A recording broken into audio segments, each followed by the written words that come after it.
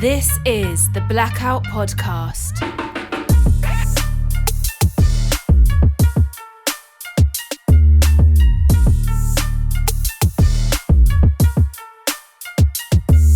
Hello and welcome to the Blackout Podcast, where I get to talk to amazing people that do amazing things. And today I have Andrew Keys from, I'm going to make sure I get this right, Mezcal, Agua, Santa. You got it. Sweet.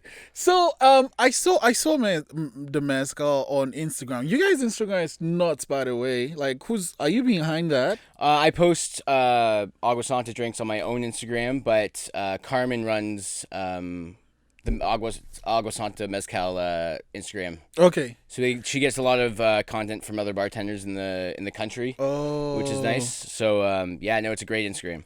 Yeah, so like Carmen, I reached out to Carmen, and Carmen's like, oh, by the way, I'm in Toronto, but I have a person there that's dealing with my drinks. You want to talk to him? And like, you're so warm. And I was like, okay, we need to make this happen. So thanks for coming to the studio today. Thanks for having me.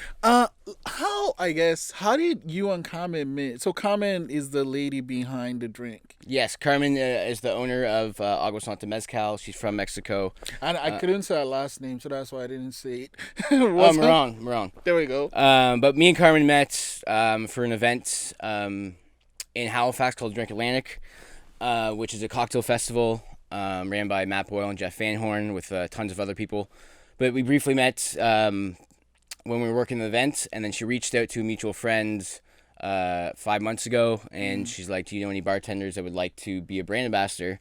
And my name came up, and I just took the job, and I've never been happier. It's kind of like when I started bartending, it was always like a bartender's dream to become a brand ambassador, and now I'm a brand ambassador. I'm just like, oh, this is pretty cool. I didn't think I'd get to this point this quick, I guess. So it's an honor to work with Agua Santa. So how, I guess, what does it involve being a brand ambassador?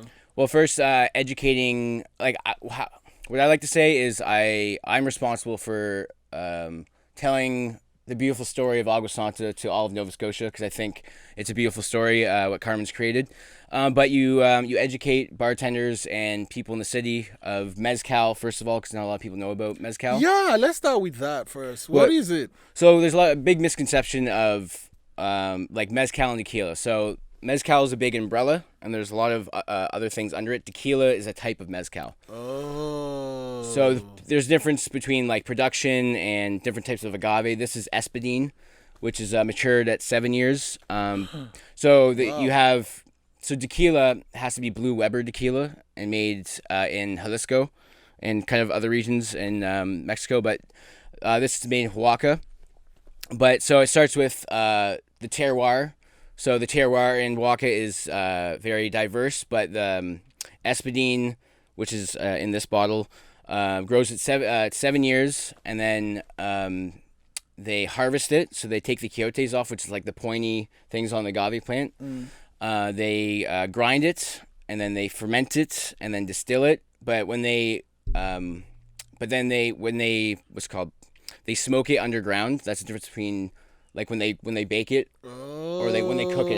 When they're cooking. It's like they make a pit, put it inside, and how long does it have to stay down there for? It depends. It could be there for some Mezcal companies do it for 3 days to 3 weeks. Oh wow. Yeah. Does I guess, what is the advantage of having it there for long? It's more depends what kind of wood they're using and all that. Like the thing about Agua Santa, which I like, it's not overly smoky in your face. It's like just the perfect amount of smoke. So they don't leave it in the pit for that long. But some people will leave it there for and again, there's lots of different types of Mezcal companies, or just small villages that do Mezcal their own way. And it could last from 3 days, 3 weeks. It just depends how smoky you want it. And it kind of depends on distillation as well. How long is Agua Santa on the ground for? I think it's 3 days to 1 week. Okay. Yeah. Okay. And so it's all made in Mexico?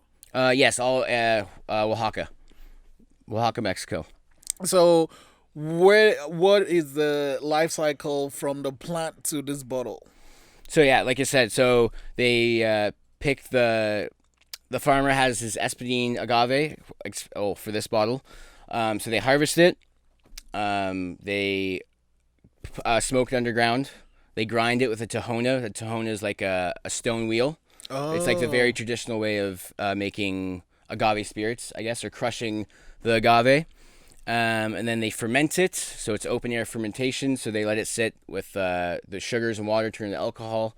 Then they transfer it to the still, and then they distill it twice, and then you get 42%, and then they put it in a bottle, and they ship it to Canada. Oh, wow. So she's a proud Mexican who's made a great Mexican product that's from Mexico, but she also knows the Canadian market and is a proud Canadian as well.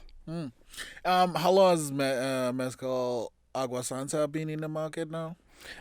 In Canada, I think it's been here for at least 4 to 5 years, from what I've heard about, at least in Halifax. And so now it's in a bottle. I don't really drink alcohol, so I suck at this. But like, what do you just drink it straight, or do you? So like, when you go to bars, people are shooting whiskey or tequila. In Mexico, they don't shoot mezcal. Oh. I'm not sure if it's a disrespectful thing, but there's a lot of work that goes into a bottle. So when you drink mezcal, or how you should drink mezcal, in my opinion, and how people think how to do it in Mexico, is you sip it in a glass, like neat. So you're not supposed to shoot it. I'm not sure if it's disrespect. Also, they say in every bottle of mezcal there's a spirit. So sometimes when you drink a lot of mezcal and you go to bed, you have crazy dreams. So I'm not sure if that's just the alcohol, but I find I don't get really bad hangovers when I drink mezcal. Okay. But I think it's an amazing spirit because, like whiskey, you ferment whatever mash bill or grain you have, and then you age it in a barrel for 7 years, let's say. But all the aging is going on in the ground, in my opinion, or like all the work is going in. So it takes 7 years, takes a year to grow like malt or barley for whiskey, and then you ferment it and do all the stuff and then age it in a barrel. But all the work that's why it takes so long for an agave plant to grow, because I think all the work's going in, and then they harvest it. That's why you don't really need to age it. I don't like aged mezcal or tequila. I do like reposados, but I love Blanco, tequila, and Joven. Joven is a clear mezcal. Oh, okay. Yeah. Wow. So like, do you ever make cocktails with this guy? Yes. And then a part of my job is posting cocktails once or twice a week, making posts, going to different bars and getting on the back bar, or educating bartenders on how to use this in cocktails and the functionality of it. And just educating and going to like the NSLCs and doing staff training. Because I really believe in Agua Santa and Carmen, so it's been I wouldn't say easy job. It's been a very fun job, and Carmen's been lovely to work for. Shout out to Carmen. But making cocktails with Agua Santa is fantastic. It's very versatile. What are some cocktails you've made with Agua Santa? I have a bunch on my Instagram if I want to check it out. But what's your Instagram? Nugget Keys at Nugget Keys. Yeah. Long story, but one of them which I really like is called Described by the Tribe. Oh, what's in that one?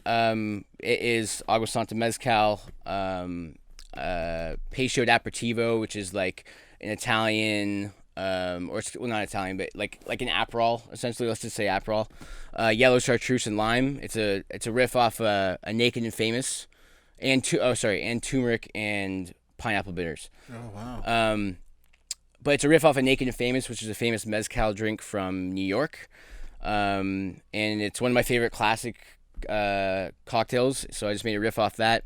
And it's based off my like passion for hip hop. Like it's a Native Tongues was a group back in the day with Tribe Called Quest and some other like Jungle Brothers and stuff. So it was inspired by hip hop. That drink. Another one was called Shadow Boxing, which was Agua Santa Mezcal Lillet, which is like a fortified wine from France, and I infused it with strawberries, and then just vodka infused with lemon verbena. And I shout out, Shadow Boxing by Liquid Swords. Method Man. Oh yeah. So it was a shout out to that, but also I just started at a boxing gym, downtown Dartmouth called Queensberry Rules. Like started at or started? I just joined the gym. Okay. Yeah, so it was a shout out to them and Method Man and Agua Santa. Oh. So I like to pull in like I don't know, like I have a big passion for hip hop, physical health, and obviously making cocktails. So I like to kind of revolve my drinks around that. And then what's it called? So it was called shadow boxing, and then I have a lot. I have to post I think another 3 next week. Wow. But I love making drinks and having a story behind them because there's a story behind every bottle, right? Then let's go. So being kind of focused on mezcal, let's come to you. Like your journey is how did you decide to start working with alcohol? Well, okay, if you want the whole story. Yeah. I guess the like how I started working in hospitality. Yeah. I've told the story so many times. I grew up in my grandparents' butcher shop in Brantford, Ontario. Oh. I was cutting pig ears off at the age of 5. No way. I was born and raised in that kind of hospitality kind of scene. Then my mom went off to open up an Italian restaurant. So I grew up in Italian restaurants when I was from 8 to 11. And then I got my first dishwashing job at 14 at East Side Mario's. Then I moved to Ottawa. Got my first line cook job. Cooked for a bit, went to culinary school. And then I cooked in New York. And I cooked at Raymond's in Newfoundland, which are like famous restaurants. And then one day I took a break from the restaurant industry. And then I went to marketing school. And then I was like, fuck, oh shit, sorry. That's okay. I was like, I need some money. Yeah. So I was like, hey, I'm going to be a busboy at this new restaurant opening up. And then my mentor boss now was working there, and I started being a busboy and learning some of the cocktails. And then he hurt himself one night, and I was busting a table. He's like, Andrew, do you remember the cocktails? I'm like, put me in, coach. And I like ran behind there, and like I made like 4 drinks. And I was like, yeah. But then I dropped out of marketing school the next day. No way. And started bartending when I was like 20. Yeah. So that's how I got into it, and then I moved to Whistler and back, and I was like, fuck Whistler, sucks. And then I moved out to here to kind of follow my mentor and then soon enough fall in love with the hospitality scene in Halifax. How long have you been in Halifax now? Coming up on this September 18th will be 3 years. Wow. Yeah. And like you've lived in so many cities. How first do you decide which city you live in and how long you stay there? It depends on if I get tired of the city, and I don't think there's no red flags here that I'm gonna get tired of the city. So Whistler, there's a lot of red flags, like sleeping in dorm floors, and like there's no cocktail scene there, and like all the craziness that goes on. Ottawa was just, I lived there, I grew up there, kind of like from 14 to 20. I kind of got sick and tired of it. I didn't want to be stuck there. But I moved here. I just fell in love with it like right away, and I don't think I'm gonna move anywhere else. And like, you have the tattoo of Ilmatic. That's kind of what stood out for me. I'm like, how did your love for hip hop happen? How did it happen? Another great story. Like how I fell in love with hip hop. Yeah. So how I fell in the old school or how I fell in love with actual hip hop. I remember I got my I was like 11 or something. I got my first iPod Touch, and I had Lil Wayne on there and Little John. I'm like, yeah, I was my 2 friends, Abraham and Neeb. They're like, come over and play some Wii. I was like, all right. And then we go to the basement, and then I remember Hero by Nas was playing off the Untitled album, and I was like, what the fuck is this? He's like, this is Nas. I was like, who's that? He's like, it's not look him up. And then I went home and I deleted all the shitty hip hop off music and went down this rabbit hole at age probably 13. YouTube takes you to related stuff. So it was Nas, Big Daddy Kane, KRS One, Wu-Tang. I was like, what? There's all this music. So that's been a hip hop, old school hip hop, or good hip hop, I should say. Yeah. I don't want to upset anyone, but has been a part of my life for 10 years now, and I've been studying it, and just I have the Gospel of Hip Hop by KRS One, and actually we did No Scratch Bastard. He's a DJ. Yeah. We did an event a couple years ago in Toronto with DJ Premier, and Nice and Smooth was there too. That's such a cool lineup. Oh my! I was freaking out. I'm Yeah. getting goosebumps talking about it now. But I remember we had a big reefer truck with like hundreds of Pabst Blue Ribbon, and I was like filling up the bar again. And nice and smooth. Walk to the back, like, "Yo, man, can we get a beer?" I'm like, what? I was like, "Get the fuck out of here!" And I was like, "Do you guys want to chug a beer?" So they're like, "Yeah, man." And like we cracked a beer. We chugged it. And I was like, "What's up with KRS One, man? Like, why doesn't he come to like Canada?" He's like, he doesn't trust planes, man. What? I was like, "What?" He's like, "Just boats and cars." I'm like, "What the fuck?" Like, so I was like, "That's pretty cool." And then one of the artists were like, "Do you want to meet DJ Premier?" I'm like, Yes. It was like during cleanup time. I'm like, told my bosses, I'm like, I'm gonna be maybe half an hour to 2 hours waiting for this guy. They're like, "Go get it." And then he, cause I have a Gangstar quote here.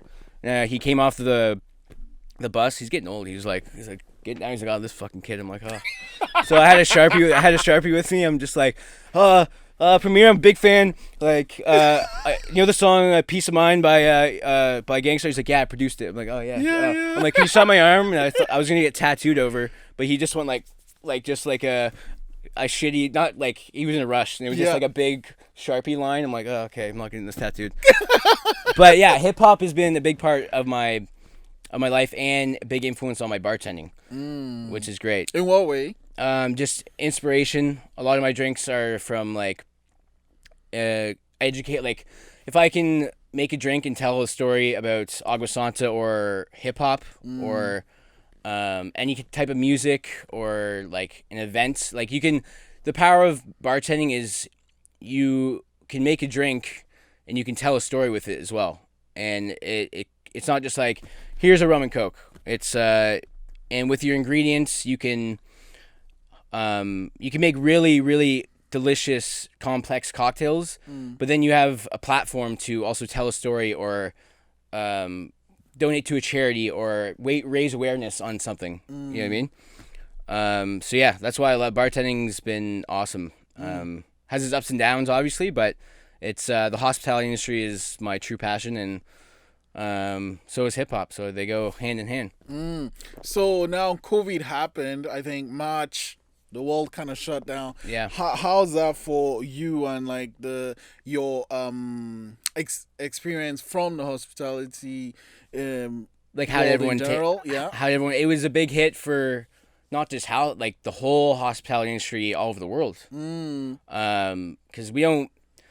Unfortunately, bartenders or people in the industry don't really have a backup plan, right? It's not like working for the government, and no one was really expecting this, right? It was scary, but there was a lot. We have to, as bartenders, give thanks to a lot of the brands like Campari. There's Campari. Who else? There's Diageo, Bacardi. They donated to this benevolent fund, so bartenders could log on once a week and receive funds if there was people on the panel that would like look over the forms or their application and see if they're kind of like if they could justify giving them some money. So there's a lot of brands that stepped up during COVID and helped out people in the hospitality industry. Oh, okay. Yeah, that's.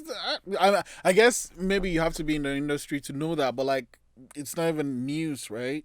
Because I mean, I don't have a problem with people doing stuff and like, look, I'm doing this stuff, but sometimes it's also cool when you just do stuff because you want to do it and not because you want people to know that you did it. Yes, like I mean, I'm sure there's like they were like, "Oh, this is gonna look good on us," but Yeah. but bartenders have been selling their products. We're like on the front line, Yeah. right, of educating people and like there's like the I guess brand ambassadors, but like when you educate a bartender, that's when you start selling your product and getting people into your product and passionate about your product because like they're like right at the front line, you know what I mean? So it was really cool that a lot of brands stepped up. Obviously, being a bartender, you're a very social person, or you tend to be. So like we were used to like seeing our work family 6 days a week, working 10-hour days with each other. So like when we couldn't see each other, we're like, God damn it, like we're FaceTiming all the time. We were like trying to, at least with me and my friends, like we were trying to cook with each other over Zoom, make drinks, do shots together. Like, but like, yeah, that was the hardest part, at least for me, was the social aspect. Yeah. I struggled with that a lot, but the best thing you do is just kind of like keep staying, like during that time was just text someone every day, or like, go for like a walk, like he's on this side of the sidewalk, you're on this side of the sidewalk. I've done that before. But just like, yeah, but I'm glad everything's kind of clearing up, and I think we're being kind of responsible with the masks and stuff. And so it's nice seeing, it was very kind of odd, and like, it was really like, I don't know how to explain it, but like going on Argyle Street during COVID and just like nothing at night, like I'd go on a run. I'm just like, oh, like, because I used to be the head bartender at Lot 6. So it was like, I've seen it at its busiest and like kind of slowest, but like went there on a Saturday night, I'm like, oh my God, like it was gloomy and just eerie. I'm just like, oh, but it's nice seeing life come back to the city again. I think it's because like just not to toot our horn, but we did all the right things so far, and it's kind of as being off. Halifax. Yes. Whenever you read that, this is day 5 and there's been no cases, like, oh fuck, we're still doing good. So it's great with that. Back to Mezcal, what are some plans you have moving forward for Santa Agua? Plans I have. Agua Santa. Yeah, I was going to correct you. I would talk to you after about it. But well, for me, I have an event coming up this month at the Other Bean. It's going to be a charity event. So Steve, the owner, is going to serve awesome tacos. I'm going to make some Agua Santa drinks, and we're still kind of figuring out a charity to pick. Oh. So that's going to be either on the 17th or the 28th. It's going to be on a Friday. Of August. Oh, okay. Yeah, this month. So that's moving forward, and I want to start. I'm going to start a Agua Santa a cocktail competition soon. What will the competition be? It's going to be called a Beautiful Story Comp. So I want people to, hopefully, I'm still in the works with Carmen with it, to tell me just a beautiful story, not even just about being in the industry. Just present me a cocktail with a beautiful story that means a lot to you, right?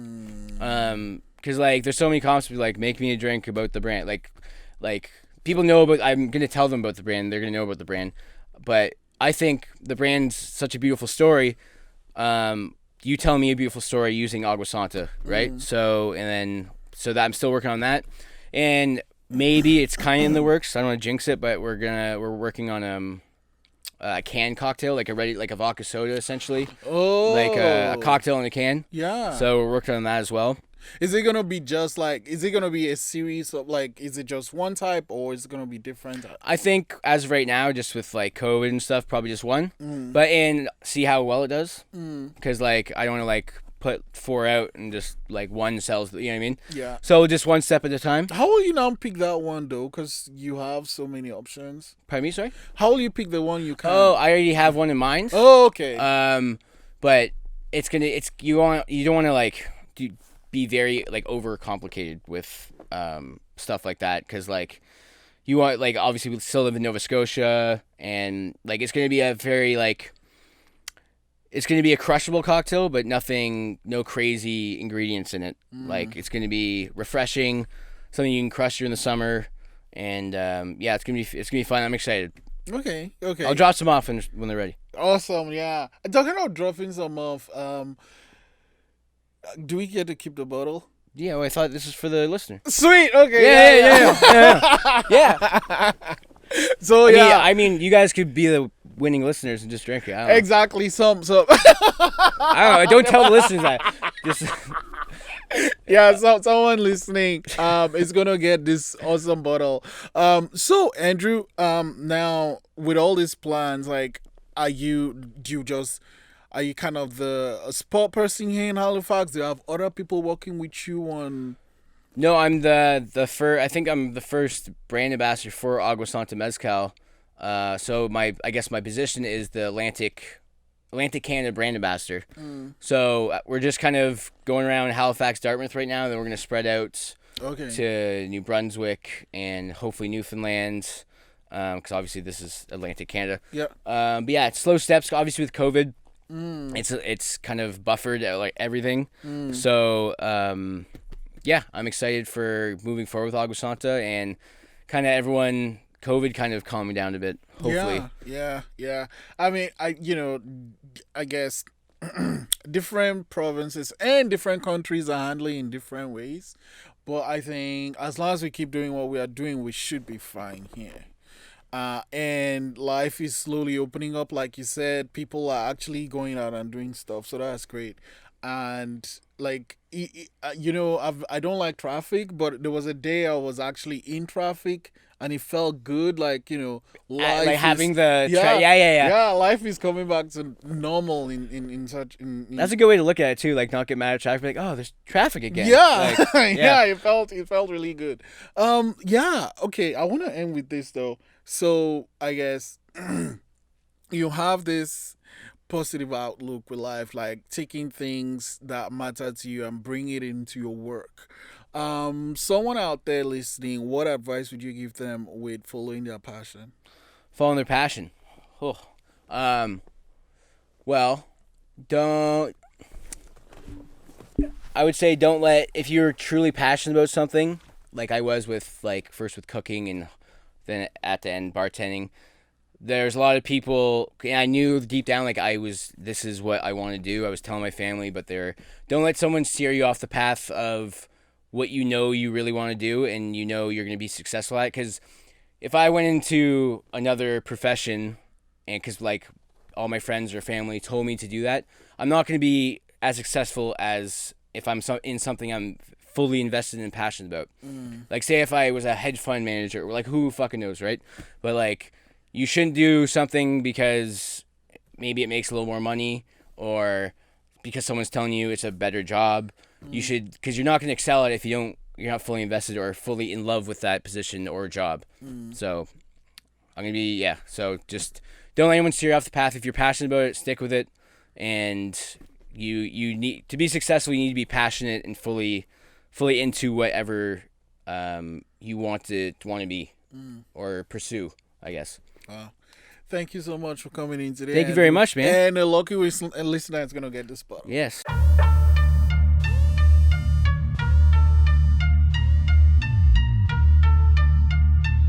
This is the Blackout Podcast.